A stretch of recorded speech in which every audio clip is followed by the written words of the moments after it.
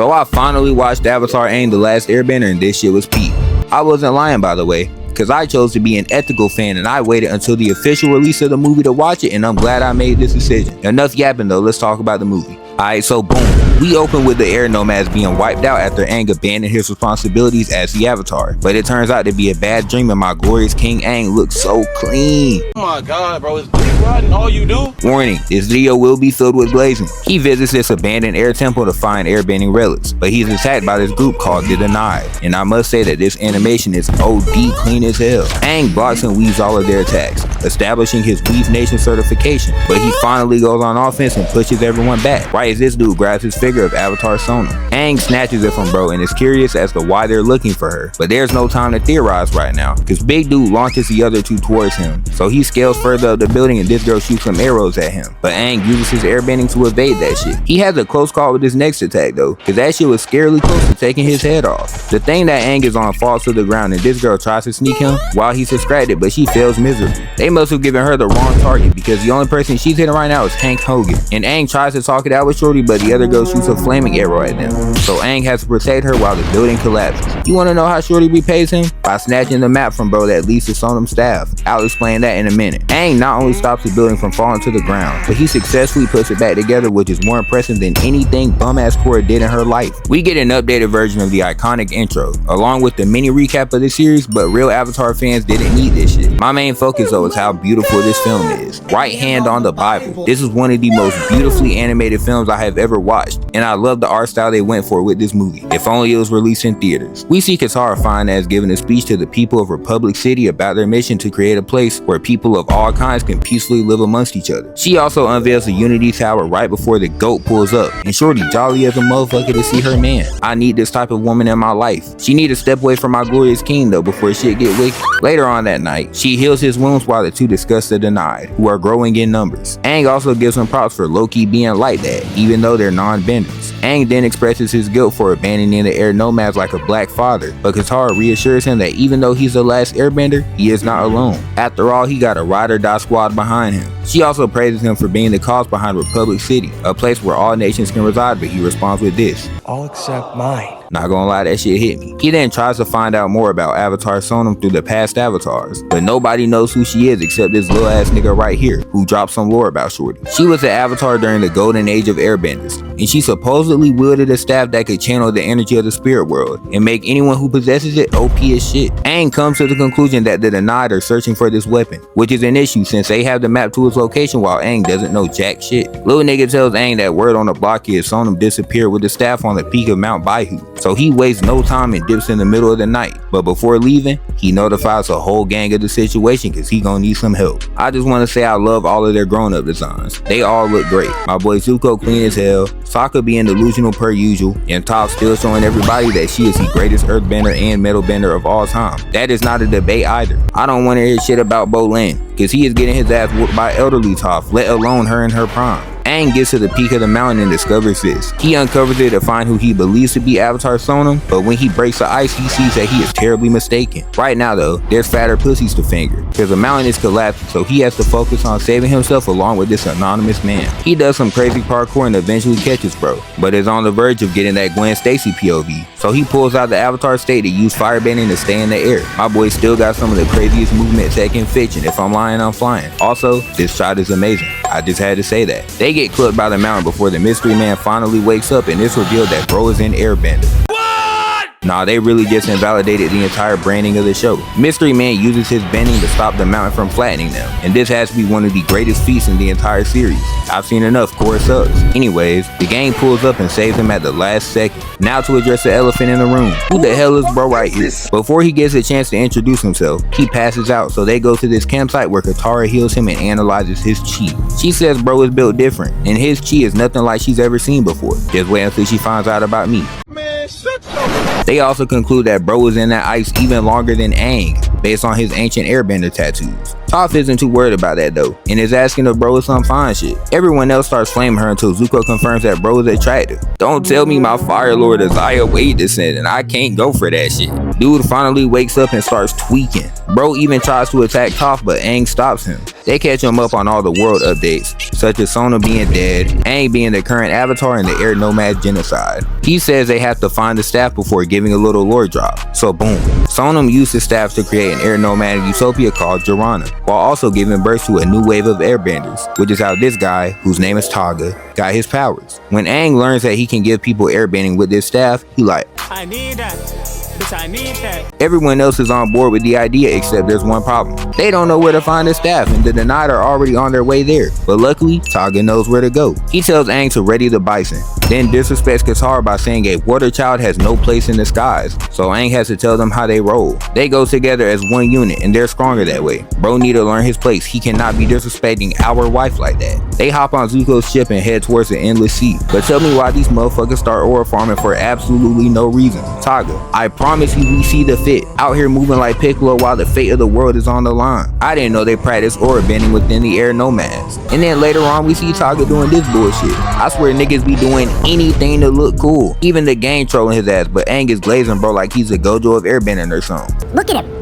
He's so in tune with his element he can travel across the entire ocean with no map, no instruments. Chill with all that dick, Ryan 5. Taga ends up asking Aang how he's alive if the air nomads got wiped out. So Aang tells him the lore. That's when Taga drops a tough ass quote. Air nomads are formed from the mist. We walk the world for a moment in time. Then we return to the eternal mist. Nah, I can't front, that was cold. Taga then says he feels his pain and regret, but he and Aang have a chance to heal the past. Afterwards, he teaches Aang some new airbender movement set, and this shit was a beautiful sight to see. Had the whole gang smiling, even me. I do have one question though. Why Toph smiling like she can see what's going on? Moving along, Aang and Taga are talking to each other and Aang asks bro how he ended up on the mountain. He tells him that some earthbenders spun the block, so he and Sonum fought them off and that's the last thing he remembers. The gang gets snuck by the Denied, and this man Taga begins crushing their ship with zero hesitation. Yeah, this dude is a demon. Aang stops him from doing so and disperses his ships before the gang enters the immortal storm. Just looking at this shot, it might be fries for the gang. Taga and Aang plan to use that movement tech to destroy the tornadoes and clear a path for the others, but they got other dicks to suck right now, because the ship gets struck by lightning. Zuko, Katara, and Toph work together to repair the ship, meanwhile Sokka takes the wheel. Yeah, they picked the absolute worst person to man the ship. Did y'all not see what bro did during Sozin's comment? Anyways, Taga and Aang hold their end of the bargain while Katara puts out a fire on the ship. Toph pieces the roof back together, and Zuko heats the engine back up. Things start to look grim for the crew when Sokka begins to have trouble steering the ship, and they fall behind Aang, who almost goes back to protect his gang. But Taga tells him to have faith in them. Eventually, they make it out, and the squad presses Aang for making risky plays like that, especially without consulting with the others before doing so, and Taga takes the blame for the call. Our focus right now, however, is his beautiful ass location where the staff resides. Aang goes off to find the staff, meanwhile everyone else stays back to repair the ship. There's one problem though. Taga is nowhere to be found amongst this repair crew, and Katara finds this oddly suspicious. We cut to Aang discovering the rune site. Then we see Katara pressing Taga about his true motives, because this entire time he's been making it out as if all of his actions are for Aang, but in reality, he just wants his staff. Katara then goes on a glaze-a-thon for Aang while we see him activate the runes. And Shorty deadass talking like that dude who was glazing Chief Keef in that one vid. But he's the reason this world knows peace. His values as an air nomad have brought balance to chaos. It's because of Aang that the Water Tribes, Earth Kingdom, and Fire Nation now work together, striving for harmony. Reasonable glaze for my glorious king. She continues to press bro about his ideals and morals and shit, before dropping one of the coldest lines in the entire series. I know what kind of airbender Aang is. But what kind of airbender are you? Nah, that shit was cold. I don't care what you say. Aang completes the objective, then we go back to Taga saying, Aang did well getting us here. That boy really like that, but he has one weakness. Weakness? Yes. You. And these two start squabbling. Katara shoots a projectile at him, but he leaves that before trying to command grab her, but she interrupts the animation. Nah, don't tell me this how old heads used to spit game. My nigga, you are scaring the hoes. This is not the play, He hits her with an air palm that knocks her away, but she uses the water to save herself from fall damage. This man Taga then proceeds to crush the ship that the others are on. Mind you, no reason to do this. He just on that timing. He weaves the next two projectiles, then uses his feet to send his strong ass gust of wind at Katara, which knocks her away, and as soon as she recovers, bro is already there with his hand cocked back all the way to the Stone Age. Oh nah. Unexpectedly though, bro goes for a mean roundhouse, but Katara ducks the attack, then weaves his heavy that would have for sure taken her head off. There is pure killing intent in that man's eyes. Katara tosses some water at him and uses it to freeze him in place so she can use the super arm, bro. Not gonna lie, I don't think a single waterbender in the Legend of Korra was moving like this. Katara hits the 1,000-yard stare though once she realizes bro is completely unfazed by the attack. Not gonna lie, it might be time to haul ass. You are clearly underleveled for this boss fight. He disperses the air, but she blocks it with the nice ball as a boomerang comes out of nowhere, and we see the rest of the gang pull it up. 10 out of 10 pull up. Zuko shoots a fire blast at him, but he dodges it. Then Toph creates a pass for Sokka to get some high ground, and toss a boomerang at him once more, but he dodges the attack. Jay had him befuddled. He ain't never seen team chemistry like this. Toph creates a wall for Sokka, allowing him to go for a dive kick. But we should know by now that all airbenders are Weave Nation certified. Toph tries to crush him with the boulder, but he breaks it, launches her away, then completely nullifies Zuko's attack. Yeah, the entire party is under level. Y'all gotta abandon this mission. Zuko flips over him, had bro stunned in disbelief, but he still manages to block the attack. Katara pulls up to double the pressure, but that shit is just as ineffective. Sokka picks up his boomerang, and him and Katara do this cold ass team up move, but Taga just disappears in the blink of an eye. Now the weaving and blocking I can get behind, but I draw the line at instant transmission. Bro is just cheating at this point. He comes from the sky and uses a wind kick to send Sokka flying, and while this is going on, we see Aang finally secure the staff. Bro looking like he found a gold scar. Going back to the fight, Taga charges up an attack, then locks on to Zuko, and just look at his face. This man knows he's cooked. Taga hits him with the launcher, then follows it up with the spike to send bro right back to the ground. His back is flooding with tears right now. All the while, this nigga Aang's taking forever to grab the staff. Bro doing this shit for the theatrics. Oh nah. Toph tries to spin for her mans as Taga charges up another attack, but that was a pump fake, cause bro says, "I'm behind you, stupid." Then command grabs Shorty and slams her into the ground. Nah, you dead wrong for that. You know good and well she did not see that coming. Taga pops ult, but the camera cuts back to Aang finally grabbing the staff. And tell me why. Instantly, Taga pulls up. Nah, this really how niggas in class be acting when you pull out gum. Motherfuckers who you haven't spoken to the entire school year start acting like y'all was in the sandbox together. There is a bigger issue at hand though, cause ain't no way they just off-screened the game. They got hit with the Gojo treatment. Ain't no motherfucking way, boy. Aang starts celebrating with Taga and says they should go get the others, but Taga shuts down the idea. They get into a back and forth, but long story short, Taga wants to build an air empire so airbenders have all of the power in the world, and Aang wants to create a new future for everyone. We then see the aftermath of Taga's ult, and they got my ghost getting dropped off in the worst fashion. This is the same way LeBron fans felt watching the Lakers get dropped by OKC. Ain't no way bro just solo team Avatar.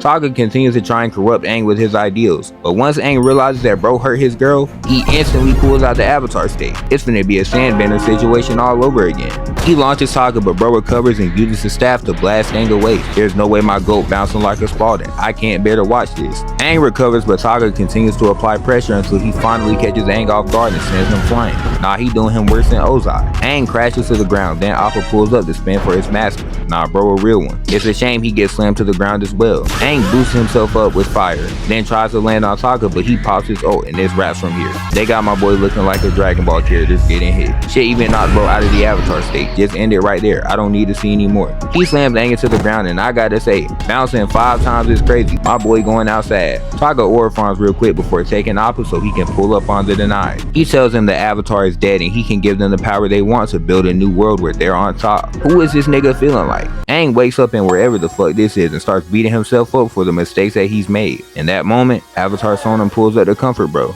Yo, what's wrong, little bro? Taga packed up all my friends and he has the staff now. Hold on, did you say Taga? How the hell that happened? I stopped, bro, and hit the staff. Nigga, what did you do? What did I do? Oh, you the one who gave him Airbender. That's when Sonum gives Aang a little lore drop. She says that the Taga she gave bending was a different man than the one he is now. Also, the world was very different at this time. Airbenders were the peacekeepers of the world, but they were the fewest in numbers. For many years, they lived in prosperity, but the world began to shift. The Earthbenders began to form their own kingdom and separated themselves from the 4 nations. The balance of the world was at risk, and with Sonum being the Avatar, it was her job to solve this shit. So she learned how to channel the energy of the spirit world in the same way that the Lion Turtles do, allowing her to create a new wave of Airbenders. with the first being Taga.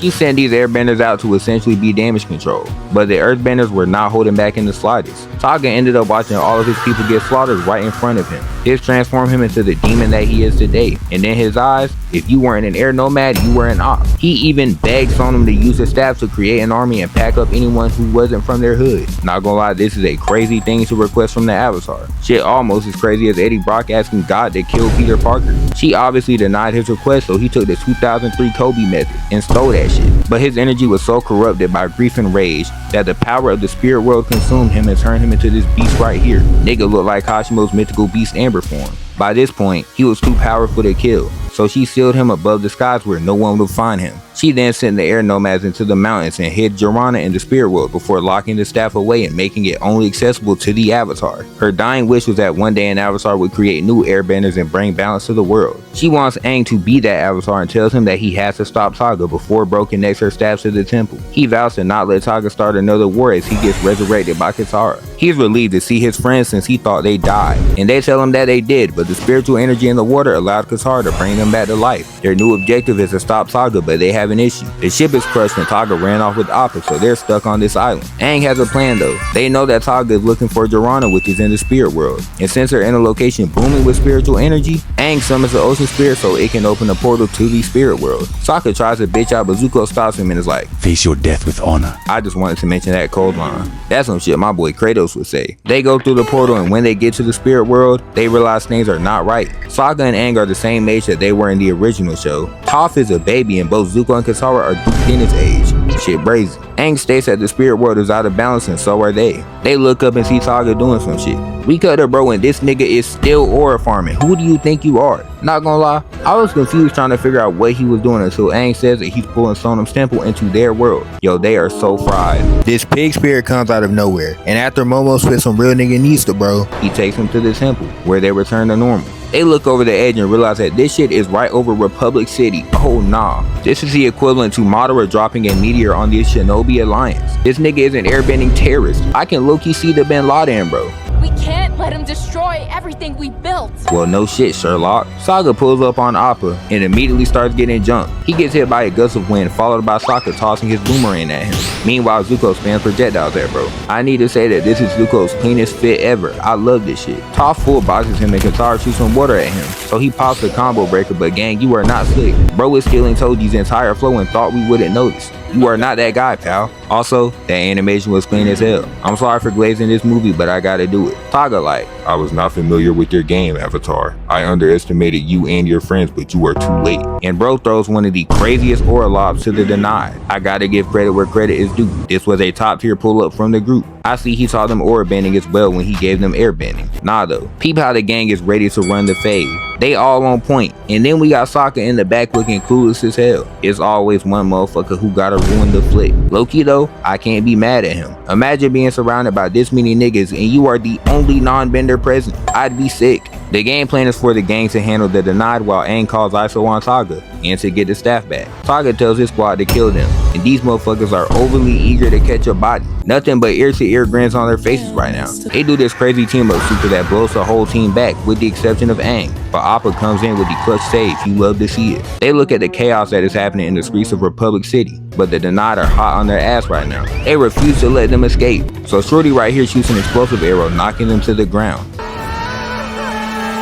We go to Taga arriving to this tower, but he's stopped by Aang who tries to get through to bro, but he's not trying to hear that shit. So he pushes Aang off of him, then shoots a blast of wind that sends Aang back to the ground. He isn't too happy about going out like that, so he pulls out the Avatar state. That's how you know he finna lock in. Going back to Republic City, everyone is in panic mode and we get the saddest scene of the entire movie when the cabbage man is running away, but he trips and all of his cabbages fall to the ground. This was a tragic sight to see. I even shared a tear for bro. We see Katara on the run and she freezes these two right here before weaving a blast of air from that girl Aang saved at the beginning of the movie. They go hit for hit and Katara gets trapped, but she breaks free and starts using Salt no Jutsu on the girl. It was low-key working, but this other girl interrupts him and shoots a wind arrow at Katara, forcing her to evade the attack, and she gets her back blown out by this building. It should have been me, not him. She keeps applying pressure with two explosive arrows, but Katara blocks them with an ice wall. It destroys the building that she's on, however, so she dips and Shorty chases after her. But tell me why once the smoke clears, we see this girl posed up like Batman. You are not the Dark Knight. Cut this shit out expeditiously. She stares at the destruction caused by her homegirl, and that look tells me she's about to switch sides. We go back to Taga making his way to the temple, but he gets snuck by Aang, who's applying crazy pressure right now. But Taga got 99 overall defense. Eventually he gets caught by an attack that leaves him sliding like a Warzone player. The two have a beautiful hit for hit exchange before Taga gets blown back. He charges back in, but Aang boosts himself into the air to dodge the attack. Got this nigga beefing with Casper. He grabs onto the staff, and the two have a struggle war. But we cut to Zuko officially taking out 5 enemies. That's my Fire Lord right there. Not that fraudulent old head who got bodied by someone who hadn't even hit puberty yet. He looks up to see this dude right here who is far too eager to run the fade. Out here smiling like Norman Osborn when he was fighting Peter. You gotta watch out for people like this. They are menaces to society. He shoots some wind at Zuko, so he counters with the fire blast and their attacks clash. Zuko runs in with the flying fire kick, but bro ducks the attack while hitting this embed pose. I don't know who bro thinks he is, but he needs to get that idea out of his head. Zuko shoots a blast at him, but he uses his airbending to send the attack right back at him. And this shot had me thinking my boy Zuko was finna get the Maki special. But when the fire clears, we see bro is in perfect condition. He just suffered minor damage to the fit. I don't even know how this is possible. The other dude calls him a pussy who sits on a throne all day. Nah, Zuko, you gotta fight back. He launches Zuko away and I thought bro was finna go crazy. But he turns on the jets and starts running away. Granted, some other goons pulled up to jump bro, but the Fire Lord should not be running away from the smoke. We finally get to see Ta, who lays out some goons before using her metal bending to construct a new fit. Drip too hard, don't stand too close, you gon' fuck around and drown off this way. Nah, this is some different shit. She starts applying straight belt to them boys after this, out here moving like Maki when she fought the Zenin clan. This dude rushes in just to get launched away before she ducks this dude's attack, then gets a 2-for-1 special. She then uses some metal sheets to constrain the final enemy, but as she's celebrating, Big Bro pulls up out of nowhere, forcing her to block his attack, and she smacks dude away, but he sends her flying with the strong gust of wind. Zuko saves her at the last second right as Katara pulls up playing some elite defense. There's just one issue. She runs out of water as the team gets surrounded by goons and the mini bosses. These niggas are fried, not gonna lie. Is what I say if my boy Sokka didn't pull up on the Sokka cycle and shoot some water bombs at them that stun the enemies enough for the rest of the gangs to handle, and supply Katara with more water. Their parade does not last long though, because the pillars of Jarana begin to fall onto Republic City. I was joking before, but it might actually be fries now. We see this one dude about to get crushed by one of the pillars, but that one girl saves his life. I told y'all she was gonna switch sides. We cut back to Aang and Taga clashing with each other, but Taga loses his exchange and Aang isn't letting go of the offense. Nah though, this is a diabolical frame. Ain't no way you going out like this. Out here looking like you taking the meanest back shots. Aang tries to talk to him once more. Twin, I know your pain. I know what you're going through. No, you don't. I watched my niggas get slaughtered, but when the Fire Nation attacked the air nomads, you were nowhere to be found. Aang got that I ain't gonna lie, I'm getting cooked face as Taga goes for an off the wall attack, so Aang charges in as well. Taga tosses his staff and it bounces into the air as we get this beautiful shot right here. That's definitely a potential thumbnail. Taga then does some shit I never seen before. He combines his bending with an elbow, and the attack sends Aang across the room, even de-transforming bro. Aang, this is the second time I've seen this shit happen in one movie. I love you, but it gets to a point. I can't have you facing core levels of slander. He looks up and that man Taga is on the move right now trying to get to the temple. Aang chases after him, but ultimately, he connects his staff to the temple. Yeah, you got it, big bro. My cheeks are already spread open, just stick it in. He unlocks the full power of the spirit world and transforms into this beast right here. Correct me if I'm wrong, but I'm pretty sure bro is now stronger than even Unalaq at the end of season 2, making him the strongest villain in the series. With this new power up, he immediately gets to run in the fade with Aang, sending him through the floor. He pulls out the Avatar state and protects himself from fall damage, before busting out some boulders to toss at Taga. Now we saw base Taga destroy a boulder earlier, so obviously this shit has no effect on bro in his current state and he's able to get behind Aang. Yo, look at this size difference right now. Shit reminds me of absolute Batman vs Bane. Now look at Aang's face. He knows he's cooked as he takes the meanest back shot in history. Shit had my goat looking crazy. But I swear he has been constantly hitting that same spot since he got it from Azula. How is everyone aware of that weak spot? Without Katara, his back would have been shattered by now. He recovers using Firebender, and Taga charges up his ult once more. You are not convincing me that bro isn't hacking because he teleports again, but Aang barely evades the attack. It doesn't matter anyway because he gets hit by the down smash, out here looking like he busted a nut for the first time. Taga keeps the combo going with an OTG that sends Aang flying once more until he lands right over the edge. He gets a glimpse of the destruction beneath him, along with the terrified people of Republic City before Taga pulls up talking shit. You should have run away like you did all those years ago, little bitch boy. No, I won't run again. Well, at least you'll die knowing your kind isn't extinct. and Taga hits bro with the heavy attack. Taga goes for the finisher and pops hold on bro, but Aang catches the attack and is like, nah, hold this for me, pushing, launching Taga away. He grabs him and tosses him away while also grabbing the staff. He heads for the temple as Taga recovers, immediately catching up to bro. Nah, his speed is insane, especially for his character build. He throws some projectiles at Aang as he runs away but misses every attack. And eventually, Aang connects the staff to the temple. This blue energy catches the attention of the whole gang. I am curious about one thing though. What the hell Toph looking at? She can't spectate this shit. Jokes aside, Aang gets his new spirit transformation and this shit cold, I can't lie. He know it's cold too cause he starts flexing his aura and this nigga Taga is shook. Nah, what happened to the energy you had before? Stand on business, Gramps. Aang proceeds to bully this man, like he is doing Taga in the worst way possible. Bro finna be on fraud watch at this rate. Aang starts crashing out on bro and Qatar realizes that the energy is corrupting him as he starts beating the shit out of Taga with air. I would say I feel bad for bro, but I'd be lying. This shit was brutal though. He starts completely tweaking out and we see the corruption worsen on bro while this man Taga pushes him to kill him with the staff. He begins to create this spirit bomb type of attack, but he sees an Air Nation flag from the Unity Tower presented earlier in the movie, and this triggers a cutscene of Aang playing with some airbenders before getting grabbed by Monk Gyatso, and this causes him to snap out of it. He ends up breaking the staff, and the city of Durrani begins to fade away. He tells Taga that he has to forgive himself and that he must forgive himself as well. Then as Taga fades away, the two say, air nomads are formed from the mist. We walk the world for a moment in time, then we return to the eternal wind. Repeating that beautiful quote from earlier in the movie, and Taga dies. Aang falls towards the ground but Katara catches him. The movie ends with the group going to explore an ancient air temple where they find the original airbenders. This is revolutionary because they were believed to be extinct, and we see the gang flying in the sky together with the herd of bison following them. That's what I'm talking about.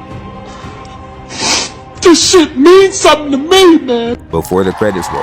What a beautiful movie. 10 out of 10 for me. And if you are an Avatar fan, please go stream the movie, even if you watched it when it got leaked, because the creator said that if the movie gets enough support, they'll continue to make Avatar projects. We may even get to see a movie that gets a full theatrical release rather than only being in 2 cities. Also, I would like to mention the state of peace and prosperity that Aang left the world in for Korra. Meanwhile, Korra left the world in ruins for the upcoming Avatar to fix. Oh nah, this Korra slander is about to be golden when the show comes out. Anyways, that's all I have. Thank you for your time and I hope you enjoyed the video. Have a great day. Peace.